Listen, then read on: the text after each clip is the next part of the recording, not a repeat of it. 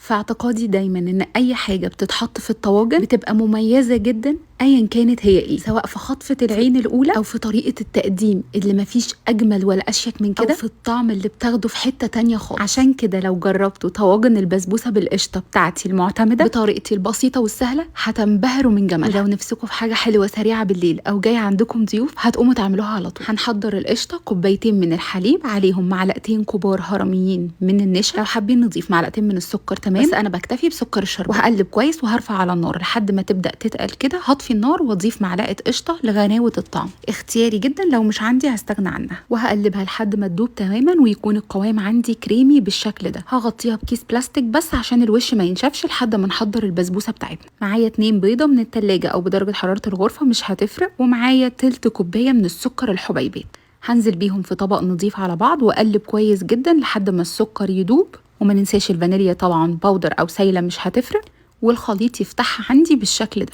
المواد الدهنيه بتاعتي ممكن احط نص كوبايه من السمنه بس، نص كوبايه من السمنه على الزيت، وممكن كمان نص كوبايه من الزيت بس. طبعا هي كوبايه واحده اللي بعاير بيها كل المكونات، واختياري عندي جدا في المكون ده كوبايه من الزبادي او علبه من القشطه حسب المتوفر عندي، واضيفها على الخليط واقلب كويس جدا. اول ما كل حاجه هتمتزج مع بعض هحضر المواد الجافه، كوبايه وربع من السميد خشن او ناعم او وسط حسب المتوفر عندنا، ربع كوبايه من جوز الهند، معلقه صغيره مليانه من البيكنج باودر.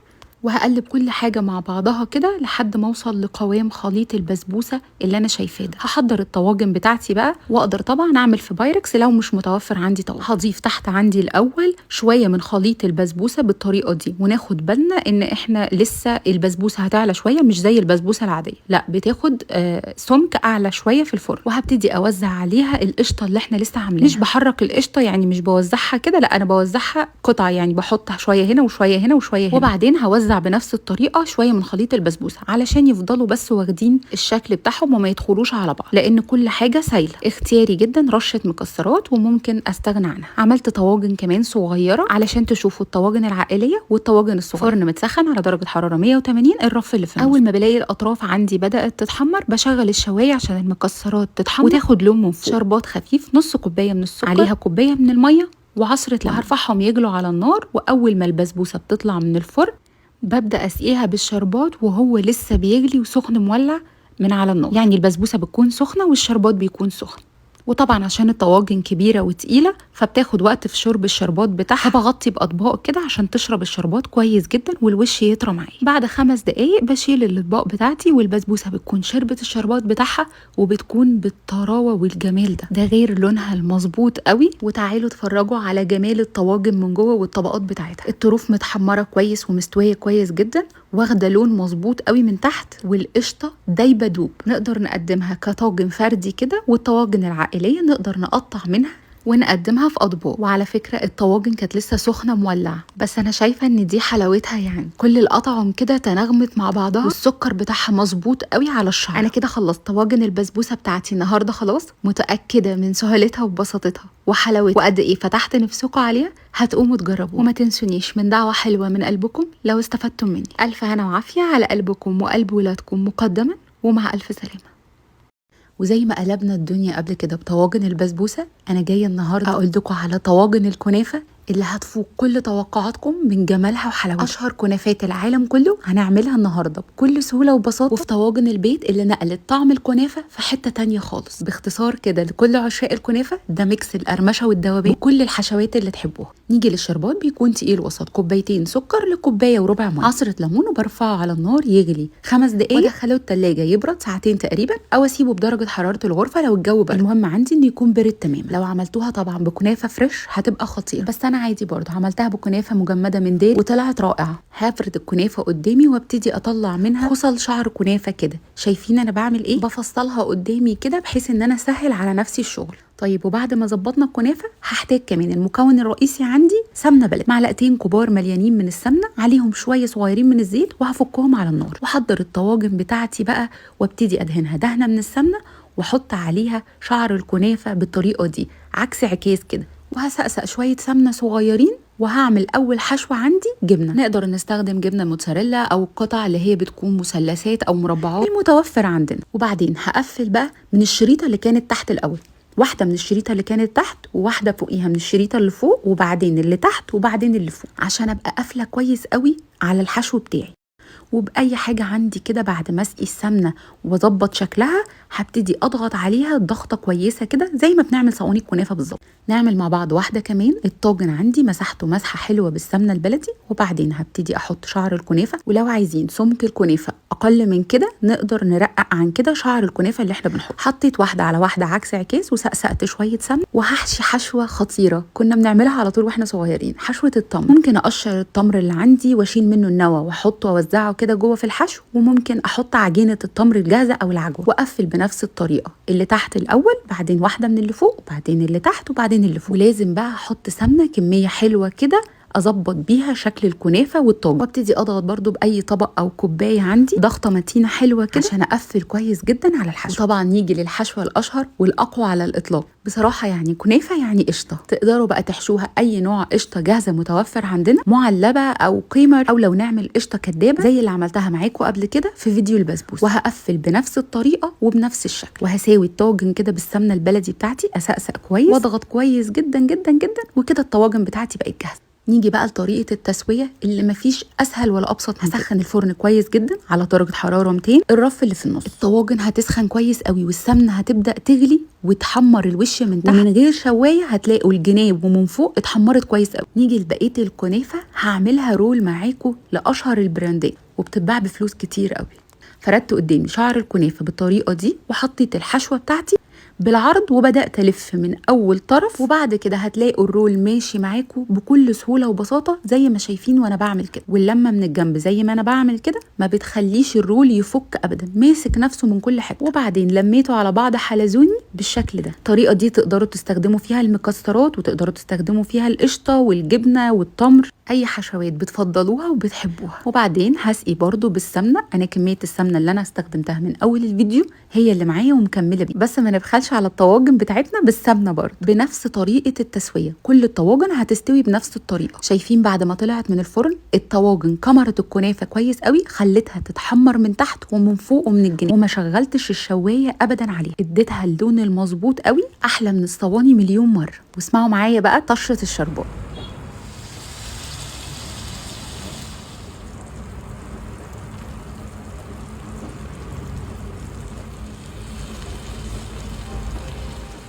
الطواجن كانت طالعه سمنتها عماله تبقبق من الفرن، نزلنا عليها بالشربات اللي احنا عملناه وهو بارد، واستنوها طبعا لحد ما تشربوا. انا قلبتها وهي سخنه مولعه لسه. شايفين بقى السهوله في النقل، مش لازقه ابدا في الطواجن ومفصوله، معنى كده ان احنا عاملينها صح قوي. والحشو ما طلعش بره ومتحمره واخده اللون المظبوط على الشعر حرفيا زي ما الكتاب بيقول. ده غير الريحه الخطيره اللي قلبت البيت. عايزه اقول لكم ان هي شكلها يعني بيدل على حلاوتها وجمالها. بعد ما ننقلهم كده رشه فستق كده على الوش، واحكوا لي بقى ان احنا كده بننافس اكبر براندات الكنافه. وطاجن الرول العظيم بعد التسويه واللون الخطير بتاعه هيتسقي برده وهو سخن مولع بنفس درجه حراره الشربات. هقول بقى على حاجه مهمه جدا في الوصف. لو اشترينا الكنافه وما لقيناهاش ان احنا نقدر نطلع منها شعر زي كده، عشان لو هي مجمده مش صابحه، اقدر ان انا اقطعها قطع صغيره زي اللي عملته قبل كده في صينيه الكنافه بالقشطه، واشتغل عادي خالص. افرد رقه تحت واحط الحشو وبعدين اقفل من فوق بنفس الطريقه. لكن ما تتنازلوش على ان انتوا تسووها في الطواجن، عشان تسويه الطواجن في الكنافه حقيقي تستاهل مليون لايك. شوفوا بقى الحشوات وجمالها، ذوبان الكنافه من جوه وقرمشتها من انا كده خلصت طواجن الكنافه بتاعتي العظيمه النهارده خلاص. متاكده من سهولتها وبساطتها وحلاوتها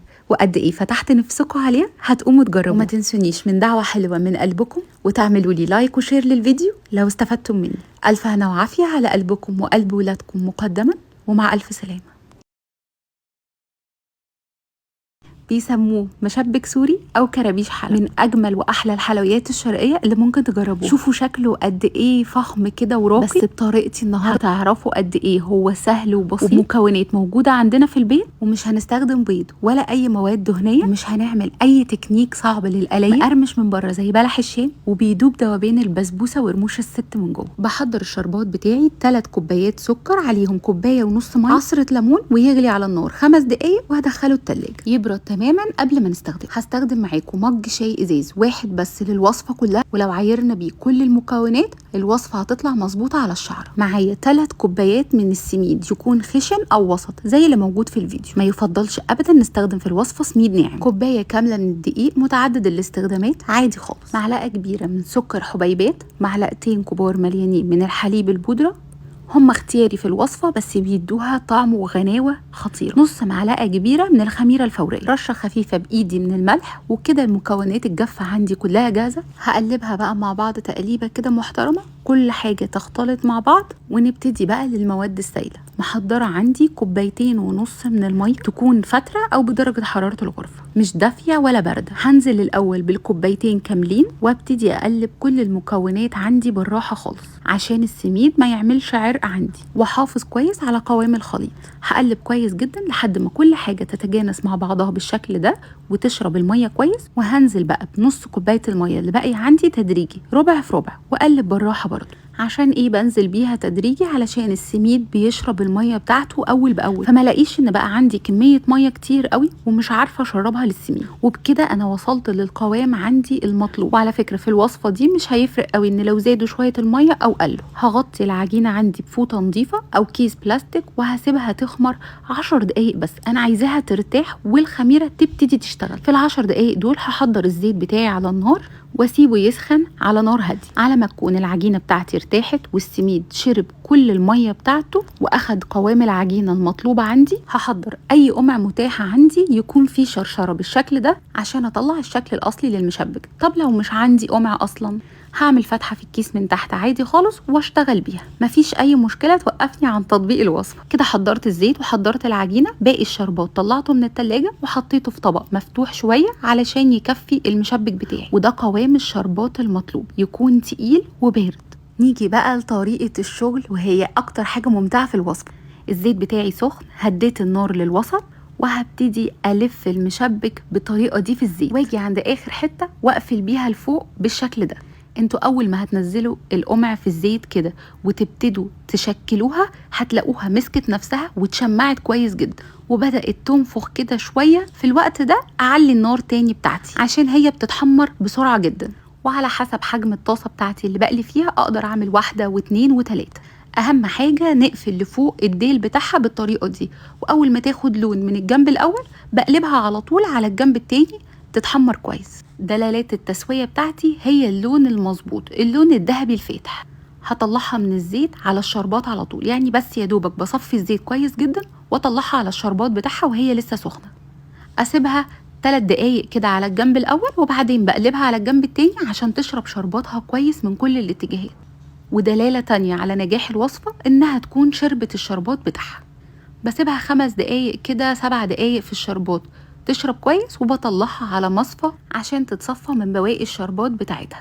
حجم المشبك بقى يرجع ليكوا، انتوا ممكن تعملوا حجم المشبك اصلا بحجم الطاسه بتاعتك كلها، يعني تملوا الكيس كويس جدا وتفضلوا تلفوا تلفوا تلفوا ورا بعض لحد ما تلاقوا المشبكيه بتاعتكم كبيره قد كده. انا عملت 3 احجام، الحجم الكبير ده شويه والحجم الوسط الاقل منه اللي عملته قبليه على طول، ونقدر نعمل احجام اصغر من كده يعني لفه واحده كده شبه حدوه الحصان. واقفل برضو الطرف لفوق. شايفين اول ما بتتشمع في الزيت بقدر ان انا احركها بكل سهوله ومش بفضل اقلبها يمين وشمال وانا بحمرها، لا هي بس بتتحمر من الجنب ده بقلبها على الجنب التاني على طول لحد ما تاخد لون كويس قوي ذهبي محمر من جميع الاتجاهات. وهكذا بطلع المشبك بتاعي وهو سخن من الزيت، اصفيه من الزيت بس شويه وانزله في الشربات على طول واقلبه يتشرب كويس وبعدين اطلعه على المصفى بتاعه الشربات. وده كده بعد ما اتصفى تماما كويس جدا من بواقي الشربات الزياده. واحكولي عن جمال المنظر وحلاوه الطبق وهو متقدم فيه المشبك. طبق راقي جدا بوصفه بسيطه قوي نقدمها لضيوفنا وحبايبنا. وصفه بتجمع ما بين كل الحاجات الحلوه في الحلويات الشرقيه، سكر مظبوط على الشعره، لون وقوام زي الكتاب ما بيقول،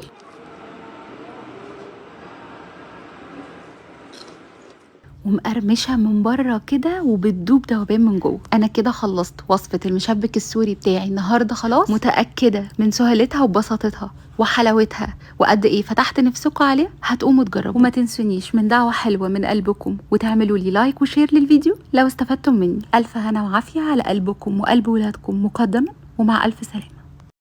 الماربل كيك او الكيك الرخاميه من اجمل وارقى الكيكات اللي بحب اكلها واعملها في البيت على طول. هعملها معاكم النهارده باظبط طريقه وابسط مقادير ليها. هقول لكم ازاي تتحكموا في شكلها وتظبطوها، واي بدائل متاحه للمقادير او طريقه العمل هقول لكم عليها، وازاي تطلع بالهشاشه والطراوه دي وتقعد معاكم اكتر من اسبوع محتفظه بطراوتها. اول حاجه او اول خطوه هعملها هضرب البيض والسكر مع بعض. الخطوه دي اقدر اضربها بالمضرب الكهرباء او في الخلاط، بس اهم حاجه بالنسبه لي ان القوام يطلع ناعم جدا والسكر يدوب كويس جدا. هستخدم 3 بيضات بدرجة حرارة الغرفة، لازم يكونوا طالعين من التلاجة قبلها بساعة أو ساعتين على الأقل، ومن نص كوباية سكر لكوباية لربع سكر حسب انتوا بتحبوا سكر الكيك قد ايه. فانيليا باودر او سايله مش هتفرق، واوصل للقوام ده وانسيابيه الخليط بالطريقه دي. الماده الدهنيه بتاعتي مقدارها نص كوبايه، نص كوبايه زيت، نص كوبايه زبده على زيت، ممكن كمان نستخدم سمنه لو متاحه عندنا عادي خالص. انا سيحت الزبده وكملت بزيت، المهم نص كوبايه. كوبايه ونص دقيق منخولين كويس، هحط عليهم معلقتين صغيرين بيكنج باودر، ممكن معلقه بيكنج باودر ومعلقه بيكنج صودا لو متاحه عندي، رشة الملح بتاعتي، وهبدأ أنزل بالدقيق شوية شوية وأقلب بالراحة في نفس الاتجاه بالطريقة دي علشان ما اخرجش الهواء من الكيك، وفي نفس الوقت الدقيق يمتزج كويس جدا. واحدة في واحدة بقى لحد ما اخلص كمية الدقيق كلها بالطريقة دي. القوام الخليط عندي هيكون تقيل بالشكل ده. معايا نص كوباية حليب بدرجة حرارة الغرفة، او لو مش عايزة اطلعه من التلاجة قبلها بشوية عشان ما يبصش، بقدر ان انا ادفيه على النار عادي خالص يكون دافي. هنزل بيه شوية شوية على الخليط، وهسيب مقدار معلقتين حليب بالظبط. هقسم الخليط لجزئين عشان اعمل الجزء اللي بالشوكولاتة، معلقتين كاكاو كبار مليانين، وهنزل عليهم بمعلقتين الحليب اللي انا شايلاهم على جنب تدريجي بالراحة خالص، واقلب كويس جدا. معلقة صغيرة من اي نوع قهوة سريعة الذوبان اختياري، وهقلب كويس قوي لحد ما الخليط يمتزج ويبقى بالقوام ده.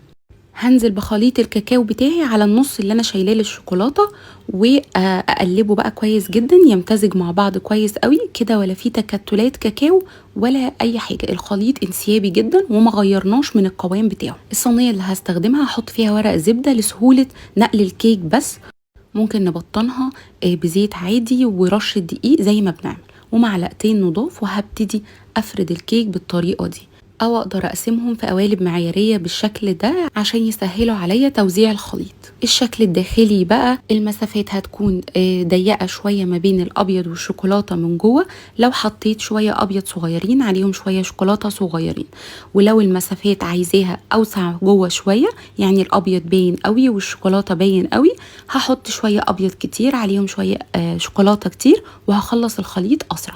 يعني على حسب كمية الطبقات اللي هتحطوها جوه هتبان في الآخر. هكون بقى مسخنة الفرن كويس جدا على درجة حرارة 180 قبل ما اشتغل في الكيك. رف أوسط هيدخل القالب ده علشان القالب كبير ومليان كتير وغويط، هياخد مني 45 دقيقة. لو صينية سمكها مش عالي قوي هتبدأ تاخد مني من 25 دقيقة ل 35 دقيقة. بعد كده بطفي الفرن واطلعها تهدى خالص على كولينج راك بره، وهغطيها اختياري باي نوع شوكولاته تحبوه. المفروض نسيب الشوكولاته تجمد علشان الشوكولاته تكون ماسكه نفسها شويه، انما انا قطعت بصراحه والشوكولاته لسه سايحه. الماربل كيك خصوصا كل ما هدي وبرد كل ما كانت النتيجه احلى وافضل بكتير في التقطيع وفي التقديم. شوفوا بقى قد ايه الشكل من جوه مظبوط. انا كنت مضيقه المسافات جدا ما بين الخليط وعملت طبقات كتير هشه وطراوتها ما تتوصفش، سهله وبسيطه جدا. في 10 دقايق بالظبط هتكونوا عاملينها. بعد ما تبرد وتهدى والشوكولاته تمسك نفسها اقدر احفظها في علب محكمه الغلق، هتقعد معايا اكتر من اسبوع كمان محتفظه بالطراوه بتاعتها. انا كده خلصت وصفه الماربل كيك بتاعتي النهارده خلاص. متاكده من سهولتها وبساطتها وقد ايه فتحت نفسكم عليها، هتقوموا تجربوها. ألف هنا وعافية على قلبكم وقلب ولادكم مقدما، ومع ألف سلامة. هعمل معاكم النهارده اجمل وصفات البقلاوه اللي ممكن تجربوها. بقلاوه سبايك الذهب من اشهر واجمل واغلى انواع البقلاوه في اي محل حلويات. هنعمل احنا النهارده كميه كبيره جدا، مش هتاخد في ايدينا 10 دقائق في تجهيزها. طريقه تشكيل مفيش ابسط من كده، بدون تكلفه ولا مجهود. لو عندكم ضيوف هتقوموا تعملوها على طول. الشربات عندي بيكون تقيل، كوبايتين سكر لكوبايه ميه، عصره ليمون، هيغلي على النار من 5 ل7 دقائق، وندخله التلاجة لحد ما يتقل عندي ويكون القوام بالشكل حقيقي دايما دايما لازم يكون عندي شربات تقيل في التلاجة، لاي وقت بكون محتاجه اعمل فيه حاجه حلوه بلاقيه جاهز عندي. هحتاج بقى في الوصفه دي كلها لفه جلاش، اي نوع جلاش متوفر عندكم. هفرد لفه الجلاش كلها قدامي بالشكل ده، وهاخد الطرف بتاعها وابتدي اتنيه لفتين فوق بعض بالطريقه دي، رول على الضيق مرتين كده بس، واقطع بالسكينه او باي قطاعه حاميه متاحه عندي. وهقول لكم بقى ان دي طريقه التشكيل بتاعتي، مش هعمل اي حاجه تانية. همسك الطرف اللي بعده واتنيه تاني تانيتين فوق بعض بالطريقه دي، وهقطع على الطرف بالشكل ده. هخلص بقى شويه حلوين كده، نص اللفه تقريبا يعني 3 4 كده، وهحضر الصينيه بتاعتي. الصينيه عندي او الصاج او البايركس اللي هسوي فيه، لو لقيت ان رولات الجلاش اطول منه، يعني الصينيه كانت اقصر من كده، اقدر اقسم الرول لنصين واحطهم ورا بعض. طيب لو انا عايزه بقى اكتر في كميه البقلاوه بتاعتي، لو لفة الجلاش عندي 12 ورقة تقريبا، من الأول خالص هقسم عدد الورق عندي 6 و6، وهفردهم قدامي برضو بالشكل ده، وهعمل نفس الرول، هيطلع لي ضعف الكمية، وهيكون سمك البقلاوة هو اللي أقل شوية. وده اللي أنا عاملاه دلوقتي. حبيت أديكم الفكرتين وتعملوا اللي انتوا عايزينه. بعد ما خلصت رص الرولات كلها عندي في الصينيه، هاخد السكينه او القطاعه عندي واقطعهم قطع اقرب للمتساويه بعناية كده، معلقتين سمنه على معلقه زبده اكتر وسمنه، سيحتهم على النار ووزعتهم على الجلاش بالطريقه دي، وحرك الصينيه بتاعتي عشان اتاكد انها اتشربت كويس من كل الاتجاهات، وان السمنه دخلت جوه قطع الجلاش عشان التوريقات تطلع مظبوطه. طريقه التسويه: فرن متسخن مسبقا على درجه حراره 190، الرف اللي في النص، وهسيبها لحد ما تستوي وتتحمر وتتورق كويس جدا، ومش بشغل الشوايه ابدا، هي بتاخد اللون ده. والبقلاوه عندي سخنه والشربات لسه طالع من التلاجة، ونسمع صوت السعاده.